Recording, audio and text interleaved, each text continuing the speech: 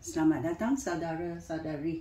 Kita sedang bertanya mengenai soalan.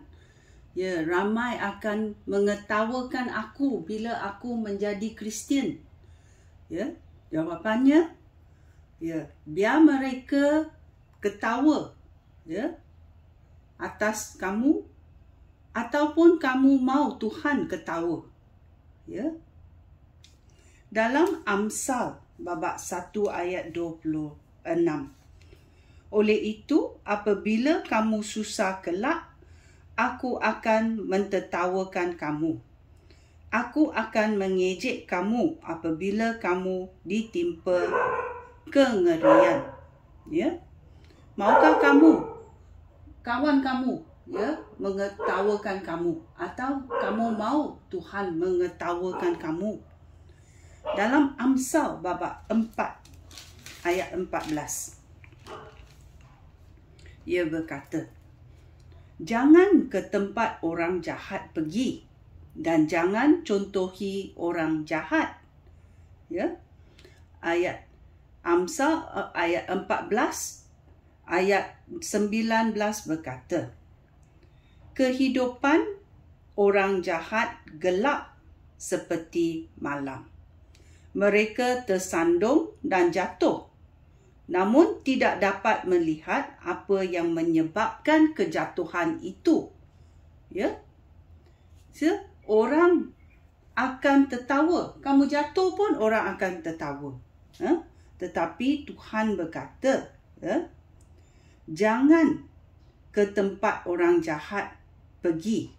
Jangan contohi mereka. Jangan ikut kehidupan orang jahat, kerana orang jahat kehidupan mereka gelap seperti malam. Mereka tersandung dan jatuh, namun tidak dapat melihat apa yang menyebabkan mereka jatuh. Ya. Oleh itu, kita jangan malu kerana kita percaya kepada Yesus Kristus. Dalam Matius babak 10 ayat 32 dan 33 berkata, mengaku atau menyangkal Yesus Kristus. Sesiapa mengaku dirinya pengikut Yesus Kristus di hadapan umum, iaitu di halayak ramai, aku pun, iaitu Yesus Kristus pun akan mengakui dia di hadirat Bapa aku di syurga. Tetapi, dengan was-was. Tetapi, sesiapa menyangkal aku di hadapan umum, aku pun akan mengangkal dia di hadirat Bapa aku di syurga.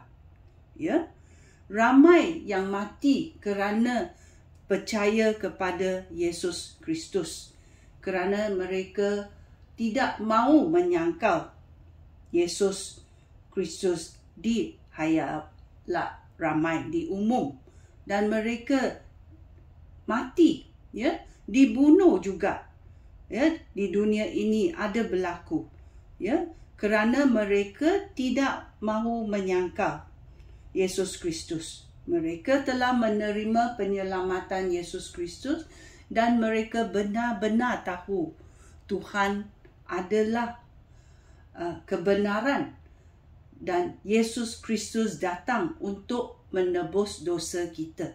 Darahnya yang suci menebus dosa kita. Ya. Oleh itu, kita jangan malu bahawa kita percaya kepada penyelamatan Yesus Kristus. Ya, walaupun ramai yang mengejek kita, kita mesti ada pendirian kukuh kerana kita tahu kebenaran dan kita, ya, meneguh, ya, dalam iman kita. Kita hidup, ya, menurut teladan Yesus Kristus. Okey, sekian. Terima kasih. Shalom.